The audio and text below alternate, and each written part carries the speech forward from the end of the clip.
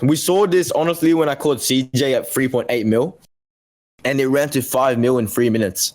And I was thinking, damn, this never happened before. Before Prosperity would have time to enter trades.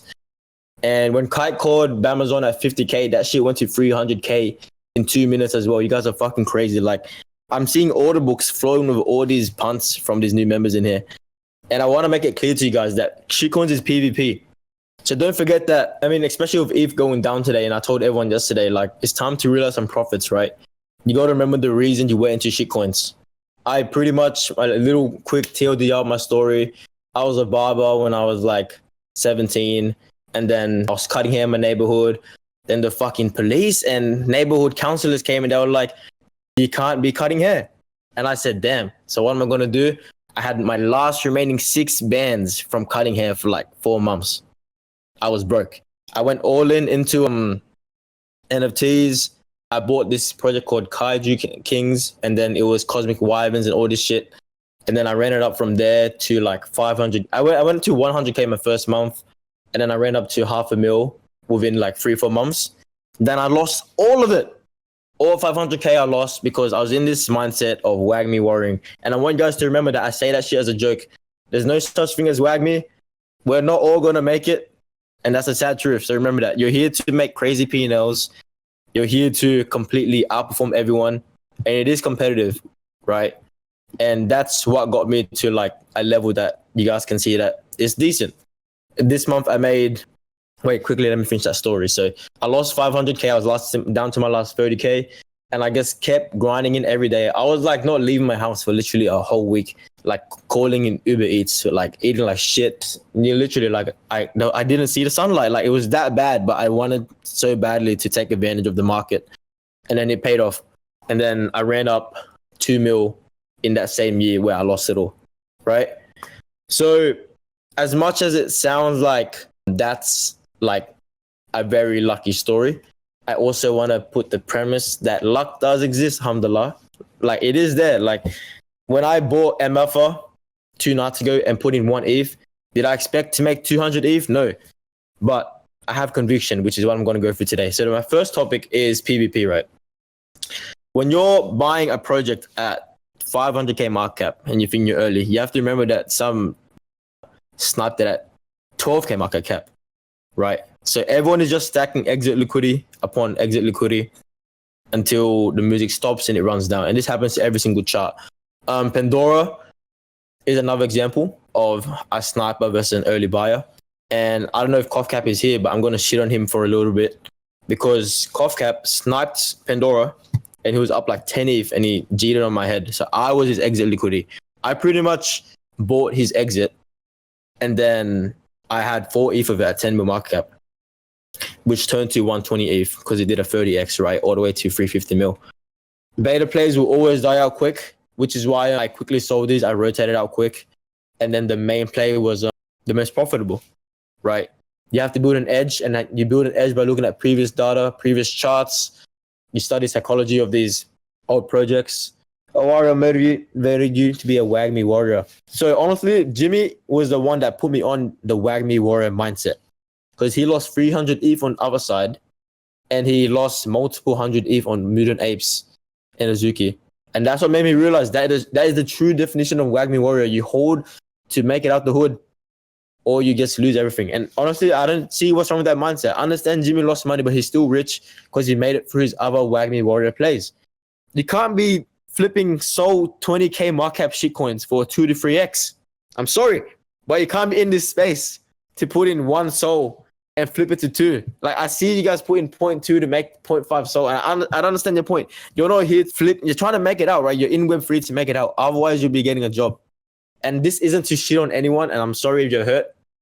But I'm just using this example because I don't want to see anyone doing that anymore.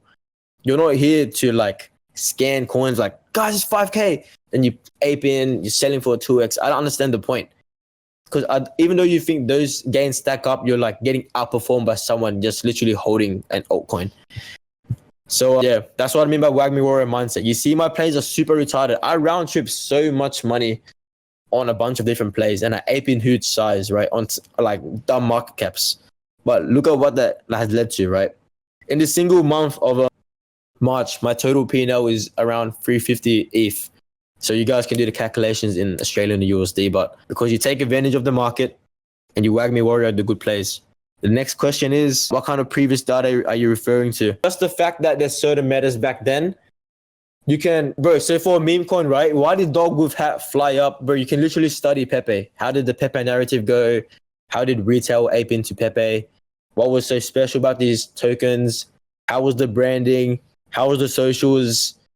What kind of influences were part of this? And it is really playing onto this.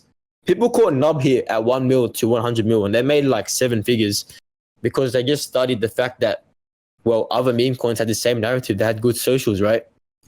If you just look at previous data, you can create an edge that beats everyone else. That's how you outperform. Like, COFCAP was my example of how snipers get ready to like ape in and tip massive Gwei and ETH on certain positions. They're ready to like bundle projects or whatever the fuck it is. And they will literally be outperformed by autistic people that have good mentalities of like holding. The sad truth is that it's 2024 and you had like a very long time to accumulate through airdrops, fucking grinding, like easy whitelists, that type of shit. Like there's so much easy money to be made, pre-sales and that shit. If your portfolio is still low, and low to me is anything under 20K, honestly. If you have 20K minimum, I can guarantee you run it to 100K, right? And Nate and 8 in testimonials is a really good example. He had $50, so you guys don't have any excuse.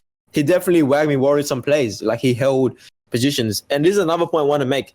Holding a play compounds so quick, and there's no such thing as intraday trading shitcoins. I see people in here like buy a coin at 1 mil market cap, and they're like 2 mil, let's sell. They're selling at 2 mil, and they're buying back in at 1.5. You're just getting slipped. You're just trying to catch bottoms and tops of certain coins. It's honestly retarded, and you'll get outperformed, like I said, by an autistic person with a good mentality. Will be a smart person with good tools. So remember that quote. Okay, that's actually like so real, because using all these tools to scan and flip and like bounce off of like TA and shit will get outperformed by someone just holding. Okay, because you follow a narrative in this game, in this bull market. You don't follow your fucking rational thinking. Okay, so yeah, that's my advice pretty much. Like study old narratives and apply it to new narratives. And yeah, how do you size your bets? So you size your bets. Go. What do you mean? You use me as an example now and tell me stop scalping. My point is to stop scalping because you do it, and my point is that it works for you. But if you had to reflect on your month and you think about your outperformance and your potential, you will notice that you had more opportunity. Like when you scanned, like I know Gohan, I think if I do X Donald Trump, if someone does it in chat, he scanned it at like fucking 20K market cap. It went to like 100 mil. And this guy chose to fucking paper hand it, right? But if you study narrative, like I said, you can hold it. And I know it's bullshit and you're going to tell me shit like, oh, Ari, it's all luck. You got lucky on your trades, but you don't get lucky like 5 times in a row, right? You don't get lucky on Kai catching Pepe. Kai literally called Pepe. You can fucking backtrack this. And that's the benefit of a Discord group. Because when you search up things in the top right search bar, I can see that it's proof and it's not us slapping. But Kai caught Pepe at 300K market cap. He held partials and he literally made a fat 7-figure bag holding it to the top. Right. Well, he got close to the top. I think he sold out like 2 bill. But yeah, and he continuously called Pepe. Like everyone was saying Pepe's too high, but he kept calling it. Because he started the narrative of Doge, Shiba in the previous cycle. And yeah, that's just how it works. Why I did like smaller bets on like MFA 1 ETH to 200. Like imagine I did 5 ETH on MFA, right? That would have been 1K ETH. But yeah, that was because I didn't have much info. So you size your bets harder the more info you have. Like for example, I scalped Sync. I put in 20 ETH and I made 7, which is a tiny percentage wise, but it's a decent bag because I had a bunch of info on Sync. I knew that Sync wasn't going to L people. I knew that it was actually a team. But for MFA at 900K market cap, I didn't know if it was real. I didn't know if this was like an actual thing. I had no info on it. I just saw that the ticker was there. I had fucking a bunch of ETH in my wallet and I was like, okay, I'll just lose 1. It's nothing. Like, it depends to you what nothing is. It's all relative. Is 1 ETH is like a decent percentage of your net? Obviously, you're not going to do that. But if point one is like fucking pennies to you, you just throw it in and you should be fine with losing it. That's why I tell you guys, don't scalp. Just throw in amounts that you don't give a fuck about. And it's literally moon or dust. You take profit in multiple different ways. One way I used to do it is when market structure breaks. And when it breaks really fast. So when Pandora topped out at 350 mil, that was a top that couldn't even go like second, like it couldn't go twice. This is a great quote by Kite. He said, if you can't take the heat, you can't be in the kitchen. You can't be cooking if you're not scared to get a little bit of oil in your hands, right? So I round trip a couple plays, but you got to desensitize yourself to money. Just remember, like I said, the money is literally not real, which is why I made a post yesterday to start realizing profits until it's in your bank account. That also applies to losses. As stupid as that sounds, the market is getting exhausted. Am I changing my strat? Yes, I'm taking profit more aggressively. And I'm not scared of taking... you guys see how I said it's okay to round trip, but I never said it's okay to not sell the top. Because you're not going to be able to time the top. The top will be formed when someone cheats like 1% of supply and then everyone else starts cheating. There we go. The king is here. Go on. Oh, brother. What's flowing? So, can you please explain your strategy of 2 to 3xing coins at 10k market cap? Alright, brother. All you do, you open Photon, you make sure that they have a Telegram, website, and Twitter. You wagmi warrior before the dev burns, 1 sol. Anything below 10k, dev burns. Coin instantly goes to 30k, then you sell that shit 100% for 3 Okay, and why does it instantly go to 30k? Why? Can you please explain the thesis behind that, sir?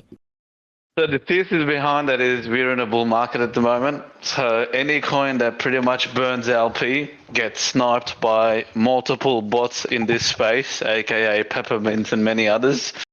It's like an automated orders that these snipers put in. So when an LP gets burned, I personally call it the LP burn candle. Usually goes up to 200 to 300%. Okay, and do you think this is a profitable strategy that will make you a billionaire? Not a billionaire, probably as close to your high school friends like the 9 to 5 McDonald's workers type shit. So if you've got friends that you know that works at Macca's, you'll be with them. But instead of cooking fries and burgers, you'll be in front of your screen type shit. Okay, thank you. See, this is a pretty good example. I appreciate your time, Gohan, okay? Thank you very much. If anyone else wants to hop on stage, I'm open. Oh, Jimmy. Here we go, Jimmy. Jimmy's actually a case study too. Jimmy, welcome. Hey, how are you been, guys? Hi, Jimmy. So, let's be serious, You Jimmy. got a huge audience here. It's a huge audience, so I'm going to be straight with you. Please answer seriously. How did you lose 300E from other side? Case study. We need to tell the people, because it's about wagmi warring. We're going to tell them the side effects of wagmi warring too hard. Yes. So please tell a story. So wagmi warrioring in a bull market is extremely effective in some cases. However, I was in this group a couple years ago, and there's this one guy called Ava Rice, you know what I'm saying? And he told me to wagmi warrior. I minted 300 other sides, bought 300 wallets of Chinese wallets for KYC, and I would mint the other sides. I was up a tremendous amount, but there's one guy, Ava Rice, told me to wagmi warrior all of them. Everyone thought this guy was some type of genius because he was wagmi like that. But you can't always listen to other people. You always gotta make your own decisions, you know what I'm saying? And there are side effects of just listening to other people and just wagmiing it up. So you cannot be a wagmi warrior at all times. Learn how to make your own decisions, and there's a lesson behind that. Thank you, Jimmy. Can I get a round of applause in the chat, guys? Thank you very much. Welcome, Kurt, to the stage. Should I talk about looks max, you know? No, none of that. Okay, Kurt. Are you here, sir? Yo, GM. GM, so this is our final case study, Kurt. Can you please explain your personal greatest wagmi warrior trade? My greatest wagmi warrior trade, I would say, is Pepe. I mean, Pepe, really? Obvious. Yeah. Yeah, how was that? What was your thesis? How'd you get in? Please give us details, sir. This was last year, so I mean, shitcoins wasn't really. It was still kind of like transition between the NFT and the shitcoin stage, and I felt like shitcoins were bound to have a run soon. And Pepe just seemed obvious because I mean it was the biggest meme that hasn't been done. Like we had Shiba, we had Doge, you know, we had everything else. But Pepe the Frog, like it's something that you just see on Twitter, you see on Instagram, you see basically on every social media platform. And I just felt like, why not just dabble? You know, I think I put about like half an ETH at 1 mil market cap, and it just blew Wow. up. So Wow. Well, you had conviction to hold, right? And you weren't a little Gohan type of guy to jeep for yeah, definitely. Don't ever study Gohan. I think Yeah. I mean, you don't. it's a good case study to what you should not do. Yeah, I mean it's definitely good if you're broke. I mean, why not? You know, 1 to 3x, whatever, fuck it, right? But if you're somebody who's trying to like make it out the trenches, I mean, wagmi warrior, all season, all day. Thank you, sir. Thank you very much. Appreciate your time. Okay, I think that's pretty much it, guys. I covered everything. This was a bit of a joke, but honestly ended up pretty well. I didn't expect so many people to hop in this AMA, but new people in here, mostly retail. I don't mean to be rude, but there we go, boys. Yeah, wonderful. Let's play out some music and we'll end this AMA.